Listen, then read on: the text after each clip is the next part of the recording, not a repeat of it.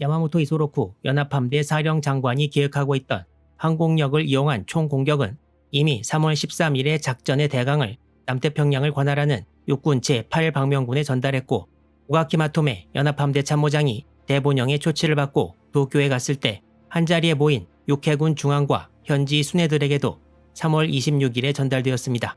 이 작전은 2호 작전이라고 명명되었는데, 작전 명칭에 대해서는 일본 문자를 늘어놓는 방법 중에 이로하 순이라고 있는데요. 일본 문자를 반복되지 않게 이 순서로 쭉 늘어놓으면 내용이 무슨 시가 된다고 합니다. 여기에 맨 앞 글자를 따서 2호 작전이라고 이름 지었다는데, 왜 이렇게 했는지 무슨 의미가 있는지는 명확하지 않습니다. 중요한 것은 이 작전이 기존처럼 찔끔찔끔 소수의 항공기들을 동원해서 공격하는 것이 아니라 라바울의 기지항공부대와 항공모함 전대의 항공기들까지 동원해 압도적 전력으로 미군의 반격 추세를 꺾고 전황을 유리하게 가져간다는 것이었습니다.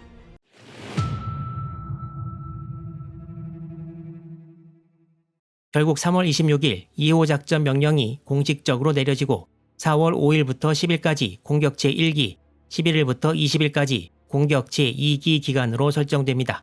항공모함 부대인 제3함대의 제1항공전대와 제2항공전대에서 제로전투기와 한폭 등이 동원되고, 라바울을 근거로 하는 기지항공부대에서도 역시 제로전투기와 육상 공격기들이 참가해서 제3함대와 기지항공부대의 항공기들을 전부 합치면 300대가 훨씬 넘을 예정이었습니다.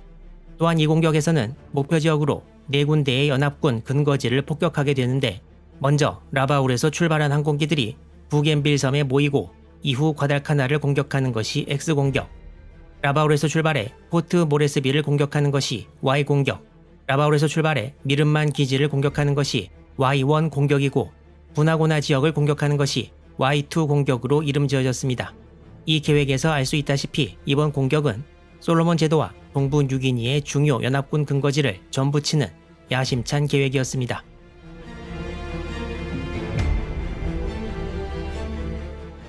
(1943년 3월) 중순 동부 뉴기니에 보강된 일본군은 상대적으로 약한 항공력과 비스마르크의 해전에 교훈을 되새겨 외와 한사만, 마당 지역 등 주로 북부 해안가에 상륙했습니다. 하지만 연합군과 실제 대치하고 있는 곳은 훨씬 더 남쪽으로 내려온 곳이었습니다. 일본군은 가뜩이나 항공력도 모자라는 상태에서 연합군이 이곳 비티아즈, 댐피어 해협을 자유롭게 사용하게 할 수는 없었기 때문에 레이와 살라마와로 대표되는 이 남쪽 근거지들을 무조건 지켜야 했습니다. 그런데 이 두 도시 이름을 어떻게 읽느냐에 대해 따로 의견 주신 분도 있고 그런데요.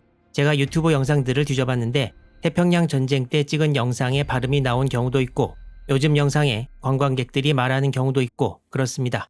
결론적으로 여러 영상들을 뒤져본 결과 레이, 살라마우아가 훨씬 더 많이 들려서 앞으로는 다른 사례가 보여도 바꾸지 않고 전쟁 끝날 때까지 이렇게 표기하도록 하겠습니다. 다시 본론으로 돌아와서 이제 일본은 어차피 바닷길로는 여길 못 가기 때문에 물자 보급이나 병력 보충을 북쪽 해안에 상륙한 부대로부터 해결해야 했고, 그러기 위해서는 수송을 위한 도로가 필요했습니다. 그렇지만 당시 일본군이 도로 건설에 관해 직접 한 예상을 보아도 마당 지역에서 레이까지 새로 도로를 자동차가 다닐 수 있을 만큼 건설하려면 공사 착수 이후 약 5, 6개월이 걸릴 것이라고 보고 있었습니다. 이 공사를 위해 일본군은 4개 독립공병연대 등을 2, 3월에 걸쳐 뉴기니를 관할하는 제18군에 배속시키는 등 준비에 박차를 가하고 있었습니다. 또한 솔로몬 제도에 있는 공병대를 뉴기니에 편입시키기도 했습니다. 지난 영상에 등장한 한사만에 상륙한 병력들에도 도로 건설을 위한 부대가 포함되었습니다. 그럼 이제 어떤 루트를 통해서 도로를 만드느냐가 문제로 등장하는데요.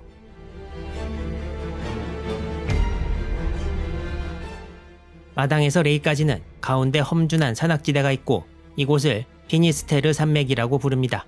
이 지대에서 제일 높은 산이 해발 4150m의 마운트 보이싱인데 사람들이 찾아오지 않다가 2014년에 와서야 최초로 등정이 이루어졌습니다. 그리고 현재 마당 지역에서 레이까지 이어주는 도로가 존재하는데 마당에서 출발하는 길은 라무 하이웨이라고 해서 바로 남쪽으로 안 내려오고 서쪽으로 산지를 조금 돌아서 길이 나 있습니다. 이 도로는 우리나라 고속도로 같이 잘 되어 있는 걸 생각하시면 안 되고 왕복 2차로인 것 같은데 길도 좁은 데다가 현재도 제대로 도로 관리가 잘 안 되고 있다고 합니다. 하지만 1943년에 일본군은 현재 루트가 아닌 다른 루트를 생각하고 있었습니다. 요시하라 칸의 육군소장은 당시 제18군 참모장이었고 육군사관학교를 1915년에 졸업하고 바로 공병소 1호 임관에서 철도연대에서 복무했습니다. 요시하라 참모장은 도로를 건설할 후보 지역을 항공기로 정찰한 후 마당에서 해안을 따라 내려가다가 내륙으로 바로 빠지는 길이 주변에 너무 높은 고지대도 없고 건설 가능할 것 같다는 생각을 하게 됩니다. 이 위성사진에는 이곳 근방의 지형이 사실대로 묘사되어 있는데요. 왼쪽 편에는 현재의 도로가 표시되어 있고 요시하라 참모장이 제안한 길을 대략 이렇게 표시해 볼 수 있는데요. 현재의 고속도로가 뚫려 있는 길이 이 사진을 보아도 좀 더 수월해 보이긴 하지만 아마도 이때 일본군은 지형은 도로 건설에 더 쉽다고 하더라도 멀리 돌아가고 더 시간이 걸린다면 그걸 선택하는 것은 내부적으로 어렵지 않았을까 생각됩니다. 당시 일본군 공병대의 어느 참모의 전후 증언에 의하면 원래 마당에서 레이까지의 길은 5, 6개월 정도 소요될 것으로 예상되었으나 요시하라 참모장은 3개월 안에 완공하지 않으면 안 된다고 말했다고 합니다. 또한 요시하라 참모장은 공병대에서 잔뼈가 굵은 이른바 공병의 권위자로 요시하라의 의견이 대본영에 많이 반영되었다는 증언도 있습니다. 하지만 야심차게 시작된 일본군의 도로 건설 작업은 시작 후 얼마 안 되어 난관에 부닥치게 됩니다. 위성사진과 구글 어스를 보아도 이곳 지형이 그렇게 도로를 건설하기에 만만해 보이진 않습니다. 평지를 지나 산지로 접어들자마자 일본군이 가지고 있던 25만 분의 1 지도는 소용이 없었고 높은 지대에 올라가도 밀림밖에 보이지 않아 애를 먹었다고 전합니다. 실로 인간의 발자국이 그동안 전혀 닿지 않은 곳에서 공사를 진행하면서 일본군은 중장비는 전혀 없었고 원시적인 개인 장비로만 공사를 진행해야 했습니다.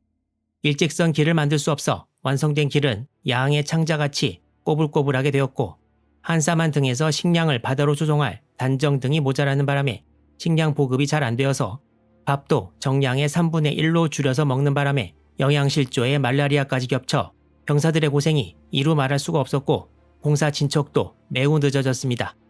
과달카날 2차 대전투 때와 비슷한 상황이 벌어지고 있는 사이 3월이 전부 지나고 4월 초순도 흘러가고 있었습니다. 그럼 이때 해군의 상황은 어떠했을까요? 2호 작전의 고안과 실시에 관해서는 숨겨진 이야기가 하나 있는데요. 과달카날 철수 작전 이후 나가노 오사미 해군 군령부 총장이 히로히토에게 중부 솔로몬 제도의 기지에서 과달카날을 공격하려고 한다고 보고하자 히로히토는 나가노 총장에게 그 이후에는 어떤 공격 계획이 있느냐고 물었다고 합니다. 수세에만 몰리지 말고 적극적으로 공격하라는 얘기였던 것 같은데요. 당시 히로히토의 이 질문이 정식으로 전해지지는 않았으나 연합함대 참모들 간에는 소문이 이미 퍼졌으며 이것이 2호 작전의 직접적 동기는 아니겠지만 심리적으로 상당한 영향이 있었다고 말하고 있습니다. 비록 히로히토의 이 말을 듣고 2호 작전의 계획이 수립된 것은 아니지만 어떤 작전 계획이 세워지고 실행되는데 상당히 큰 압력을 주는 것은 맞는 것 같습니다. 1943년 4월 2일 오전 10시 일본 항공모함 부대의 함재기들이 트루쿠 기지를 출발해 약 1260km 거리를 비행해서 오후 4시까지 라바울에 도착했습니다. 항공모함 5척이 포함되어 있는 제3함대 사령장관 오자와 지사부로 해군 중장과 항모 준요 히요가 소속된 제3함대의 제2항공전대 사령관 가쿠다 가쿠지 제독도 같이 도착합니다. 이번 공격에 참가하는 제3함대 항공기들은 제로기 100세대, 함폭 54대, 함공 27대로 총 148대였습니다.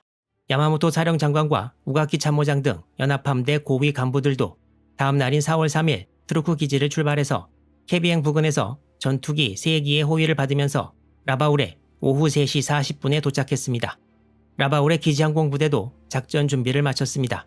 남태평양을 관할하는 해군함대는 남동방면함대이고 항공대는 제11항공함대였는데요. 제11항공함대에서는 제로기 108대, 육상공격기 72대, 함상폭격기 16대, 그리고 정찰기 9대 등 총 205대의 항공기를 이번 작전에 동원했습니다. 이렇게 2호 작전에 동원된 항공기는 항모부대와 기지항공대를 합쳐 총 353대. 그렇지만 이렇게 거대한 항공 전력은 일본이 처음 가지고 있던 전력과는 달랐습니다.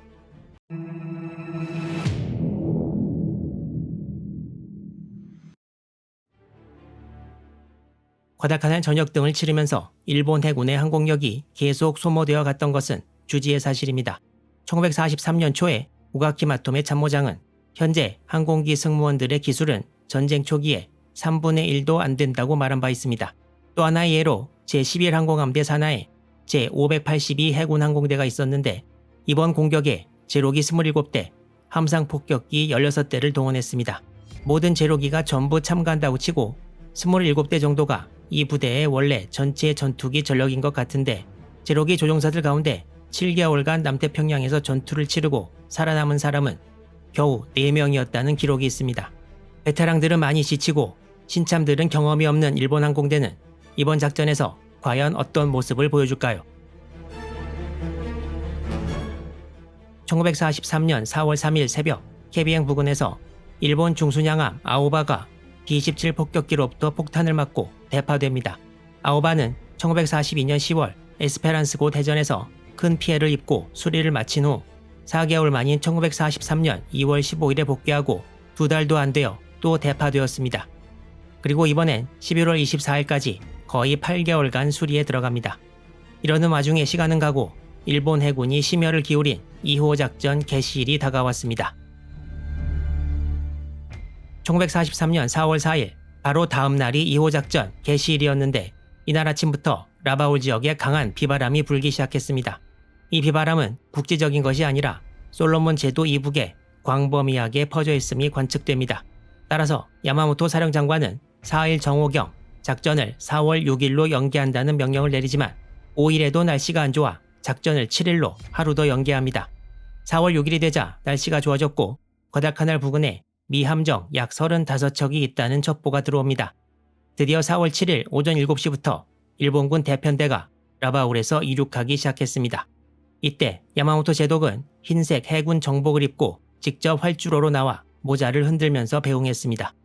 일본 항모부대 항공대는 라바울에서 출발해 부겐빌 남쪽에서 급유를 받고 과달카날로 향했고 기지항공부대 항공기들도 부겐빌 북쪽에서 이륙해 과달카날로 향했습니다. 과달카날을 향한 X공격에 동원된 항공기는 제로기 157대와 99함폭 67대로 총 224대, 진주만 기습 이후 최대 규모의 일본 항공대 공습이었습니다. 대규모 일본 항공대가 과달카날을 향해 오고 있다는 것을 미군도 일찍 알아챘습니다. 미군은 일본군 통신해독 등을 통해 당일 공격이 개시된다는 것을 몇 시간 전에 이미 알았고 여기저기 숨은 해안 감시병들이 몰려오는 일본기들을 목격하고 과달카날에 연락합니다. 이런 조기 경보에 힘입어 미군은 76대의 전투기를 핸더슨 비행장에서 이륙시켰고 몰려오는 일본기들과 러셀 섬 남동쪽에서 툴라기 부근까지 퍼져 공중전을 펼쳤습니다. 일본기들은 과달카날 북서쪽에서 접근해 공격을 한 후 툴라기 위로 빠져나가는 루트를 택했고 먼저 전투기들이 미군 전투기들을 상대하기 위해 두 파로 나뉘어 들어온 후 이후 폭격기들이 네 부대로 나뉘어져서 폭격 임무를 수행했습니다. 일본군의 X공격에서 과달카날 해전에 참가했던 미군 구축함 한 척이 등장하고 메달 오브 아너 명예의 훈장도 등장하게 됩니다. 본격적으로 가열되는 야마모토 제독의 2호 작전 이야기 계속 기대해 주시기 바랍니다.